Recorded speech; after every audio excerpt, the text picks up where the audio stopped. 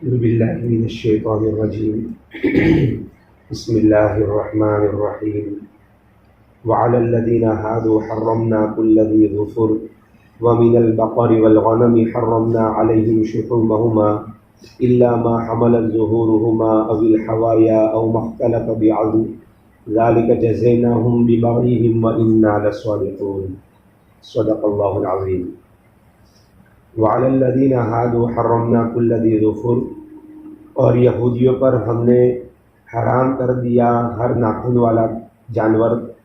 ومن البقر والغنم حرمنا عليهم شحومهما، اور گائے اور بکری میں سے ہم نے ان پر حرام کر دی ان کی چربیاں. الا ما حملت ظهورهما او الحوايا او ما اختلط بعظم، ہاں البتہ وہ چربی جو ان کی پیٹھ کے ساتھ لگی ہوئی ہو، یا ان کی انکڑیوں کے ساتھ لگی ہوئی ہو، یا ان کی ہڈی کے ساتھ لگی ہوئی ہو، صرف اتنا کھانا حلال تھا، باقی چربی حرام تھی. ذالک جزیناہم ببغیہم، یہ ان کو اس لیے سزا دی گئی کہ وہ بغاوت کرتے تھے، سرکشی کرتے تھے. وَإِنَّا لَصَادِقُونَ، اور ہم یقیناً سچے ہیں.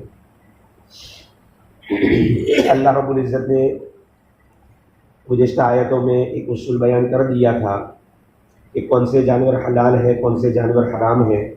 پھر اللہ رب العزت یہودیوں کا ذکر فرما رہے ہیں کہ یہودیوں پر ان کی شرارت کی وجہ سے اور ان کی بغاوت کی وجہ سے ہم نے کچھ اور حلال کو حرام کر دیا تھا. ان میں ایک یہ تھا پنجے والے جانور، وہ ناخن والے اور پنجے والے جن کے پنجے الگ نہ ہوں، جیسے بطخ ہے. بطخ کے پنجے الگ نہیں ہے، چمڑی لگی ہوئی ہے. اونٹ ہے جن کے پیر الگ نہیں ہے، پورے ملے ہوئے ہیں. اس کے ساتھ شتر مرغ ہے، اس کے بھی پیر ملے ہوئے ہیں. مرغا بھی یعنی جس کو تالاب وغیرہ کے اندر تیرتی ہے، وہ بھی ان کے اوپر حرام کر دی تھی. یہ اس لیے حرام کر دی تھی ان کی شرارتوں کی وجہ سے. تو اللہ تعالیٰ نے سزا کے طور پر یہ چیزیں یہودیوں پر حرام کی تھی. اصول اس کا علماء کرام نے یہ بیان کیا ہے کہ ہر وہ پرندہ جو ناخن سے شکار کرتا ہو وہ حرام ہے، اور ہر وہ پرندہ جو گندگی کھاتا ہو، نجاست کھاتا ہو، وہ حرام ہے.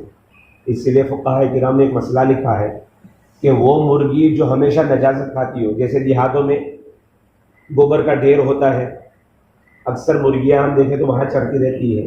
تو فقہاء کرام نے مسئلہ لکھا ہے کہ ایسی مرغی جو ہمیشہ گندگی کھاتی ہو اس کا کیا حکم ہے. حقیقت میں تو وہ حلال ہے، لیکن گندگی کھانے کی وجہ سے مسئلہ ہے، تو اس کو چند دنوں کے لیے پنجرے میں بند کر دیں گے، اس کو دانہ پانی دیں گے. 15-20 دن کے بعد پھر اس کو ذبح کر کے کھا سکتے ہیں. اس کی گندگی جو اس کے اندر ہے نا وہ دور ہو جائے گی. تو اصول یہ ہے جو پنجوں سے شکار کر کے کھاتا ہو یا وہ پرندہ جو گندگی کھاتا ہو وہ حرام ہے، باقی سارے پرندے حلال ہیں. یہودیوں پر ان کی سزا کے طور پر اللہ تعالیٰ نے کچھ پرندے حرام کر دیے تھے. وَمِنَ الْبَقَرِ وَالْغَنَمِ، بکریوں میں اور گایوں میں چربی بھی حرام کر دی تھی. اس امت پر اللہ نے بڑا احسان فرمایا کہ اس امت کے صدقے کا مال امت کے لیے حلال ہے. پہلے زمانے میں یہ ہوتا تھا کہ آدمی اللہ کے نام پر جب کوئی چیز دیتا تھا، آسمان سے آگ آتی تھی، اس کو جلا کر راکھ کر دیتی تھی. جس کے مال کو آگ جلا دیتی وہ قبول ہوتا، جس کو نہ جلاتی وہ مردود ہوتا. جیسے قرآن کریم میں اللہ پاک نے حابیل اور قابیل کا واقعہ بیان کیا. آدم علیہ السلام کے دونوں بیٹوں نے اللہ کے سامنے قربانی پیش کی.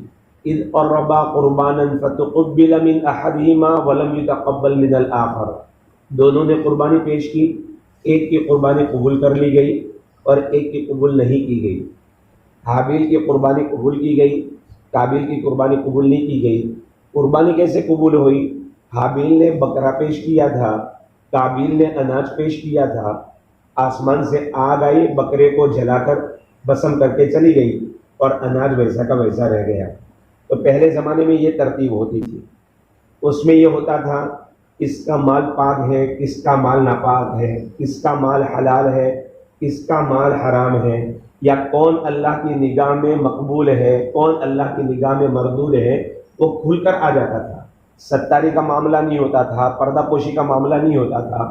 اللہ نے نبی پاک صلی اللہ علیہ وسلم کی برکت سے اس امت پر یہ احسان فرمایا کہ اب ہر ایک کا مال قبول ہو رہا ہے.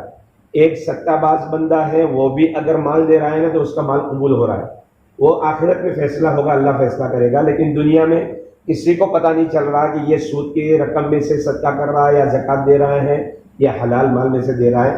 اللہ نے اس امت کے ساتھ اس طرح سے ستاری کا معاملہ فرمایا ہے۔ تو اللہ تعالیٰ فرماتے ہیں ہم نے گائے اور بکریوں میں ان کے اوپر چربی حرام کر دی تھی، گوشت حلال تھا، چربی حرام تھی۔ ہاں 3 جگہ کی چربی کی اجازت دی تھی، ایک پیٹھ میں لگی ہوئی ہو، جانور کی پیٹھ میں اور پشت میں لگی ہوئی ہو وہ حلال تھی، انتڑیوں پر لگی ہوئی ہو وہ حلال تھی، اور اس کے ساتھ جو ہڈی کے ساتھ لگی ہوئی ہو وہ حلال تھی۔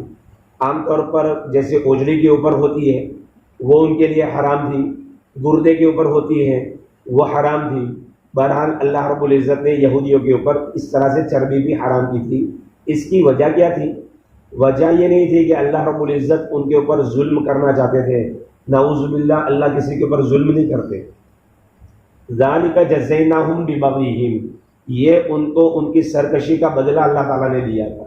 وہ کچھ چیزوں کو حلال کچھ چیزوں کو حرام اپنی من مرضی سے کرتے تھے، تو اللہ رب العزت نے حلال کا دائرہ ان کے اوپر تنگ کر دیا۔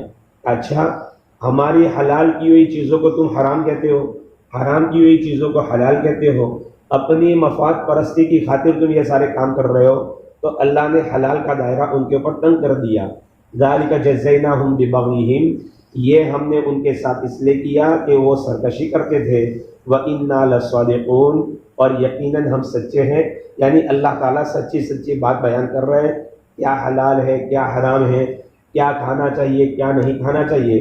اللہ رب العزت نے اب کتنے دنوں سے ہمارے سامنے یہی باتیں چل رہی ہے حلال اور حرام کی۔ آپ اندازہ لگائیں اللہ رب العزت کو حرام کتنا ناپسند ہے اور حلال اللہ کو کتنا پسند ہے، کہ اللہ رب العزت قرآن کریم میں جو ایک اصول کی کتاب ہے لیکن اتنی ڈیٹیل وار اور تفصیل سے بیان کر رہے ہیں کہ دیکھو جانوروں میں یہ حلال، پرندوں میں یہ حلال، اناج اور فصلوں کے اندر یہ حلال، یہ ساری چیزیں اللہ رب العزت بیان کر رہے ہیں۔ حلال کے بارے میں اللہ پاک نے اپنے انبیاء علیہ السلام کو خصوصی حکم دیا، حالانکہ نبی سے کبھی شبے والی چیز کھانا، حرام تو دور کی بات ہے، شبے والی چیز نہیں کھا سکتے، لیکن اللہ رب العزت اپنے رسولوں کو اپنے پیغمبروں کو حکم دے رہے ہیں، یا ایھا الرسول کلوا من طیبات ما رزقناکم، اے میرے رسولو حلال پاکیزہ چیزیں کھاؤ۔ ایمان والوں کو الگ سے حکم دیا۔ علماء فرماتے ہیں اللہ نے حلال کا اتنا اہتمام اس لیے کیا ہے کہ یہ بمنزلہ پیٹرول کے ہے، جیسے گاڑی میں پیٹرول جیسا ہوگا ویسی گاڑی چلے گی۔ عام طور پر آدمی بعض پیٹرول پمپ کو چھوڑ دیتا ہے، نظر انداز کر دیتا ہے کہ بھائی ان کے پیٹرول کے اندر کچرا آتا ہے، گاڑی برابر چلتی نہیں ہے۔ دور پیٹرول پمپ ہوگا لیکن وہاں پر بھروانے کے لیے آدمی جائے گا۔ اس لیے اللہ والے فرماتے ہیں جو نیوالا اور لقمہ ہے نا وہ سمندر کی طرح سے ہے، آدمی لقمے کھا رہا ہے، یہ سمندر ہے، خیالات اس کی موجیں ہیں، جیسی غذا پیٹ میں جائے گی ویسے خیالات ظاہر ہوں گے۔ اگر حلال پاکیزہ روزی پیٹ میں جا رہی ہے اللہ اطاعت کی توفیق دے گا، عبادت کی توفیق دے گا، بندہ تقوی کی طرف آئے گا، اللہ اس کو اپنی ولایت کا تاج پہنائے گا۔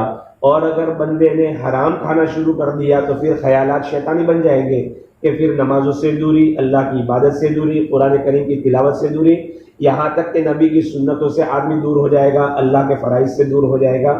یہ ساری چیزیں جو زیادہ تر ہمارے اندر آتی ہیں وہ روزی کی وجہ سے آتی ہے، اس لیے ہمیں اپنی روزیوں کے اوپر خاص طور پر